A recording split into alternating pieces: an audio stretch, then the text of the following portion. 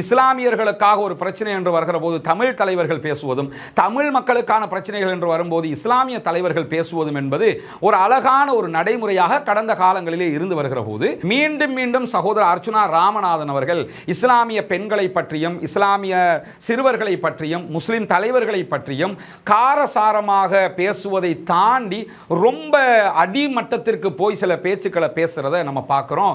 அவர் சொல்லுகிற விவகாரங்கள் உண்மையெனில் அதை நிரூபிக்க வேண்டிய கடமை மக்கள் பிரதிநிதியாக இருக்கக்கூடிய பாராளுமன்ற உறுப்பினருக்கு இருக்கிறது. இதே நேரத்தில் அவர் கேட்கக்கூடிய கேள்விகள் நியாயமாக இருக்கிற போது அதற்கு பதிலளிக்க வேண்டிய கடமைகளும் எங்களுக்கு இருக்கிறது என்கிற வகையில் நேருக்கு நேராக ஒரு பகிரங்க விவாதத்திலே இஸ்லாமிய சமூகத்தை நோக்கியும் முஸ்லிம்களை நோக்கியும் உங்களுக்கு இருக்கக்கூடிய சந்தேகங்களை நீங்கள் தாராளமாக கேட்க முடியும். நீங்கள் கேட்கிற கேள்விகளுக்கு குர்ஆன் ஆதாரபூர்வமான நபிமொழிகள் அதே போன்று புள்ளி விவரங்களோடு நாங்கள் பதில் தர தயாராக இருக்கிறோம். சண்டை வேண்டாம், சமாதானமாக அமைதியாக கண்ணியமாக மரியாதையாக கண்ணிய சீர்குலைவுகள் இல்லாமல் காய்தல் உவத்தல் இல்லாமல் சகோதரத்துவ முறையிலே இந்த விவாதத்தை அணுக வேண்டும் என்று நாங்கள் நினைக்கிறோம்.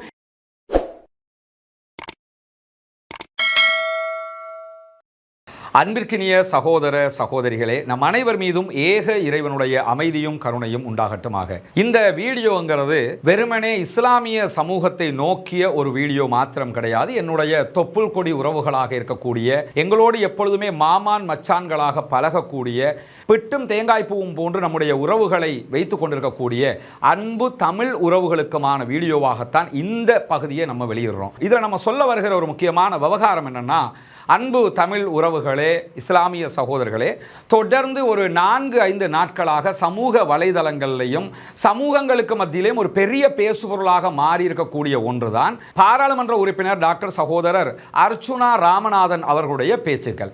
தொடர்ந்து சகோதரர் அர்ச்சுனா ராமநாதன் அவங்க இஸ்லாமிய சமூகத்தை நோக்கியும் முஸ்லிம்கள் தொடர்பாகவும் இஸ்லாமிய நடைமுறைகள் வரைமுறைகள் தொடர்பாகவும் காரசாரமான தவறான பல விமர்சனங்களை பாராளுமன்றத்திலே முன்வைத்து வருகிறார். இந்த விமர்சனங்கள் ஒரு கட்டத்தில் உச்சம் தொட்டிருந்தது. அதற்குரிய பதில்களையும் நம்ம கொடுத்திருந்தோம்.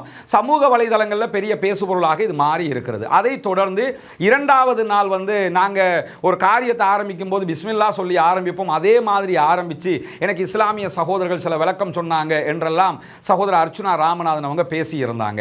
அதற்கு பிறகு மீண்டும் பாராளுமன்றத்தில் கடுமையான விமர்சனங்களை இஸ்லாமியர்களை நோக்கி முன்வைத்திருக்கக்கூடிய காட்சியில் நம்ம பார்க்கிறோம்.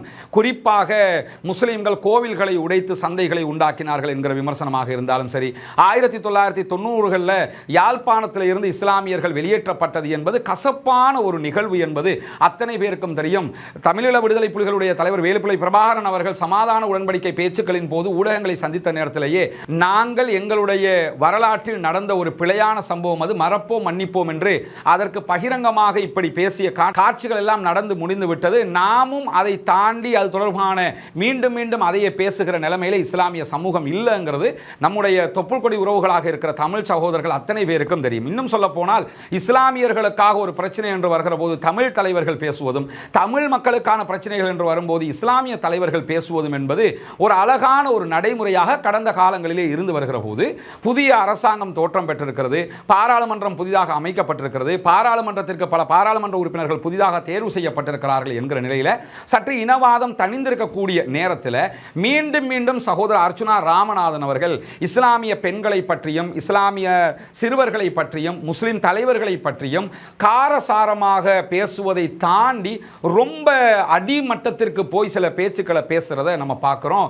இது எங்களுக்கு மன வருத்தத்தை தருவது மட்டுமல்ல, சில பொழுதுகளில் நான் பர்சனலாக என்ன நினைக்கிறேன்னா, அவருக்கு ஒன்றோ இஸ்லாத்தை பற்றிய அடிப்படைகள் தெரியாமல் அவர் பேசிக் கொண்டிருக்கிறார், அல்லது தெரிந்தும் வேண்டும் என்று விமர்சிக்கிறார் என்றும் புரிந்து கொள்ள முடிகிறது. எது எப்படி போனாலும் எங்களுக்கு ஒரு கடமை இருக்கிறது. என்ன கடமைன்னா, அர்ச்சுனா ராமநாதன் அவர்களுக்கு பதிலளிப்பது மட்டுமல்ல, அவர் கேட்ட கேள்விகள் யாருக்கெல்லாம் சந்தேகமாக இருக்கிறதோ அத்தனை பேருக்கும் தெளிவுபடுத்த வேண்டும் என்பது எங்களுடைய தேவை. அந்த அடிப்படையில் நம்ம பார்த்தோம்னு சொன்னா, பாராளுமன்றத்தில் அர்ச்சுனா ராமநாதன் அவங்க பேசுறாங்க, பாராளுமன்ற உறுப்பினர்கள் சில பேரும் பதில் கொடுக்கிறார்கள். இப்படியே இது இழுபறி நிலையாக இருப்பது நல்லது அல்ல இரு சமூகங்களுக்கு. ஏன்னா அடுத்ததாக ஒரு பிராதேசிய சபா தேர்தல் வர இருக்கிறது, நாட்டுக்குள்ள கான்ஸ்டிடியூஷன் ரிஃபார்ம் வர இருக்கிறது, இப்படி பல விவகாரங்கள் வர வரை இருக்கிறது. நாம் இரண்டு சாராரும் சிறுபான்மை சமூகமாக இருக்கிறோம். அப்படி இருக்கும்போது நம்முடைய ஒற்றுமை என்பது மிக முக்கியமானது. இந்த ஒற்றுமையை யாரும் எந்த பேரிலும் சீர்குலைக்க கூடாது என்கிற வகையில் எங்களை நோக்கி அர்ச்சுனா ராமநாதன் அவர்கள் இப்படி காரசாரமான விமர்சனங்களை முன்வைப்பதை போன்று எங்களுடைய தரப்பில் இருந்தும் விமர்சனங்களை முன்வைக்க முடியாமல் யாரும் இருக்கவில்லை. ஆனால் அப்படியான விமர்சனங்கள் தவிர்க்கப்பட வேண்டும் என்பது ரொம்ப கவனமாக இருக்கிறோம். ஏன்னா இரண்டு சமூகங்களுடைய மனம் உடைந்து விடக்கூடாது. இருந்தாலும் சகோதரர் அர்ச்சுனா அவர்களுடைய ஃபேஸ்புக் பதிவுகளாக இருக்கலாம், பாராளுமன்ற உரைகளாக இருக்கலாம், ஒரு சமூகத்தை எவ்வளவு கீழ்த்தரமாக பேச முடியுமோ அவ்வளவு கீழ்த்தரமாக அவர் எழுதுகிற காட்சிகளை எல்லாம் நம்ம பார்க்கிறோம். ஓகே, அதெல்லாம் பிரச்சனை இல்லை, அது அவருடைய சுதந்திரம் என்று கூட அவர் நினைத்துக் கொண்டு இருக்கலாம். எது எப்படி போனாலும் அவர் சொல்லுகிற விவகாரங்கள் உண்மையெனில் அதை நிரூபிக்க வேண்டிய கடமை மக்கள் பிரதிநிதியாக இருக்கக்கூடிய பாராளுமன்ற உறுப்பினருக்கு இருக்கிறது. இதே நேரத்தில் அவர் கேட்கக்கூடிய கேள்விகள் நியாயமாக இருக்கிற போது அதற்கு பதிலளிக்க வேண்டிய கடமைகளும் எங்களுக்கு இருக்கிறது என்கிற வகையில் இந்த வீடியோவினூடாக சகோதரர் பாராளுமன்ற உறுப்பினர் டாக்டர் அர்ச்சுனா ராமநாதன் அவர்களை ஒரு பகிரங்க விவாதத்திற்கு நான் அழைப்பு விடுக்கிறேன். நேருக்கு நேராக ஒரு பகிரங்க விவாதத்திலே இஸ்லாமிய சமூகத்தை நோக்கியும் முஸ்லிம்களை நோக்கியும் உங்களுக்கு இருக்கக்கூடிய சந்தேகங்களை நீங்கள் தாராளமாக கேட்க முடியும். நீங்கள் கேட்கிற கேள்விகளுக்கு குர்ஆன் ஆதாரபூர்வமான நபிமொழிகள் அதே போன்று புள்ளி விவரங்களோடு நாங்கள் பதில் தர தயாராக இருக்கிறோம். இதே நேரத்தில் உங்களை நோக்கியும் சில கேள்விகள் நம்மிடத்தில் இருக்கிறது. அந்த கேள்விகளை நாங்கள் கேட்கிற போது நீங்களும் புள்ளி விவரங்களோடு ஆதாரங்களோடு அதற்கு பதில் தர கடமைப்பட்டிருக்கிறீர்கள். குறிப்பாக எங்கள் மதத்தை பற்றி எங்களுடைய மார்க்கத்தை பற்றி நீங்கள் என்ன கேள்வி என்றாலும் கேட்க முடியும். அந்த அத்தனை கேள்விகளுக்கும் பதிலளிக்கிற கடமை எங்களுக்கு இருக்கிறது. இது தொடர்பாக உங்களுக்கான பகிரங்க விவாத அழைப்பாகத்தான் இந்த வீடியோவை நாம் வெளியிட்டிருக்கிறோம். எனவே முன்னால் தெரிவது என்னுடைய தொலைபேசி மற்றும் வாட்ஸ்அப் இலக்கம். உங்களுக்கான விவாத அழைப்பு எழுத்துப்பூர்வமாக உத்தியோகபூர்வமாக உங்களுடைய மெயில் ஐடிக்கு அனுப்பி வைக்கப்படும். பகிரங்கமாக என்னுடைய சமூக வலைதளங்களிலும் வெளியிடப்படும். எனவே எதிர்வருகிற 23ஆம் தேதி ஞாயிற்றுக்கிழமை இரவு 12 மணிக்குள்ளாக நீங்கள் இந்த விவாத அழைப்பை ஏற்றுக்கொள்வீர்கள் என்று நாங்கள் நம்புகிறோம். இதை நம்ம பார்லிமெண்ட்லயோ அங்க இங்க என்று நம்ம சத்தம் போட்டுக்கிட்டு இருக்கிறதுனால இதற்கு தீர்வு வரப்போவதில்லை.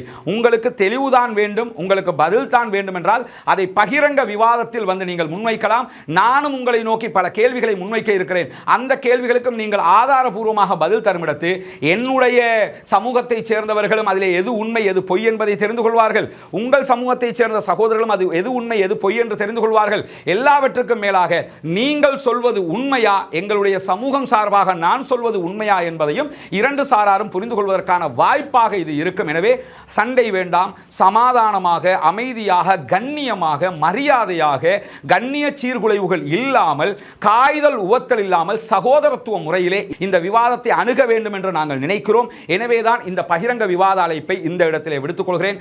சகோதரர் டாக்டர் அர்ச்சுனா ராமநாதன் அவர்கள் எதிர்வருகிற ஞாயிற்றுக்கிழமை இரவு 12 மணிக்கு முன்பதாக இந்த விவாத அழைப்புக்கு உத்தியோகபூர்வமாக எழுத்துப்பூர்வமாக பதிலளிக்கும் இடத்து ஒரு விவாத ஒப்பந்த முறையாக நம்ம பகிரப்பட்டதற்கு பிறகு எந்த இடத்துல விவாதம், எத்தனை மணிக்கு விவாதம், எப்படி விவாதம் என்பதையெல்லாம் அந்த ஒப்பந்தத்தில் பேசிக்கிட்டு நம்ம விவாதத்தை செய்து கொள்ள முடியும் என்பதை இந்த இடத்துல தெரிவித்துக் கொள்வதோடு இஸ்லாமிய சகோதரர்களிடத்தில் நாங்கள் முன்வைக்கிற இன்னொரு கோரிக்கை என்னன்னு சொன்னா, தயவு செய்து அர்ச்சுனா ராமநாதன் தொடர்பாக அவர் பேசியவைகள் தொடர்பாக தொடர்ந்து நம்ம ஃபேஸ்புக்கில் நம்ம நினைச்சதையெல்லாம் நம்ம பகிர்வதை விட தயவு செய்து இந்த விவாத அழைப்பை பகிருங்கள். அவரை விவாதத்திற்கு அழைப்பதற்குரிய கண்ணியமான முயற்சிகளை கையாளுங்கள். தொப்புள் கொடி உறவுகளாக இருக்கக்கூடிய அன்பு தமிழ் உள்ளங்களும் அர்ச்சுனா ராமநாதன் பாராளுமன்ற உறுப்பினர் சகோதரர் அவர்களை இந்த விவாதத்திற்கு வருமாறு வலியுறுத்துங்கள். எனவே நமக்குள் சண்டை வேண்டாம் சகோதரர்களே, சமாதானமாக அமைதியாக சந்தேகங்களை தீர்க்கிற ஒரு வழியாக இந்த விவாத காலத்தை பகிரங்கமாக நடத்துவோம். நேரடி ஒளிபரப்பு செய்வோம். உலகத்தில் இருக்கக்கூடிய தமிழ் பேசுகிற அத்தனை சகோதரர்களும் இந்த விவகாரங்களை தெரிந்து கொள்ள முடியும். எனவே அர்ச்சுனா ராமநாதன் பாராளுமன்ற உறுப்பினர் அன்பு சகோதரர் அவர்கள் உங்களுக்கு இருக்கக்கூடிய சந்தேகங்கள் அல்லது உங்களுக்கு இருக்கக்கூடிய விமர்சனங்களை நேரடியான ஒரு விவாத களத்திலே என்னோடு சந்தித்து அதனை தீர்த்துக் கொள்வதற்கு நீங்கள் தயாராகுவீர்கள் என்று நான் நம்புகிறேன். உங்களுடைய அறிவிலும் உங்களுடைய செயல்பாட்டிலும் உங்களுக்கு நம்பிக்கை இருக்கும் பட்சத்தில் கண்டிப்பாக கலந்து கொள்ளுங்கள். நான் நம்புகிற என்னுடைய தூய்மையான இஸ்லாமிய மார்க்கத்தில் திருமறைய குர்ஆனில் நபிகள் நாயகம் ஸல்லல்லாஹு அலைஹி வஸல்லம் உடைய வாழ்க்கை வரலாற்றில் எனக்கு பூரண நம்பிக்கை இருக்கிறது. உங்களுக்கான அத்தனை கேள்விகளுக்கான பதில் அதிலே இருக்கிறது என்கிற உயர்தரமான நம்பிக்கை எனக்கு இருக்கிற காரணத்தினால் உங்களை அழைக்கிறேன். ஆதாரத்தோடு விவாத களத்தில் சந்திப்போம், சமூகங்கள் ஒற்றுமையாக பயணிப்போம் என்கிற அழைப்பை இந்த இடத்தில் விடுத்துக்கொண்டு முடித்துக் கொள்கிறேன். வாஹிர் தஅவானா அல்ஹம்துலில்லாஹி ரப்பில் ஆலமீன். இறைவன் நம் அனைவரையும் நல்ல விவகாரங்களில் ஒன்றிணைப்பானாக.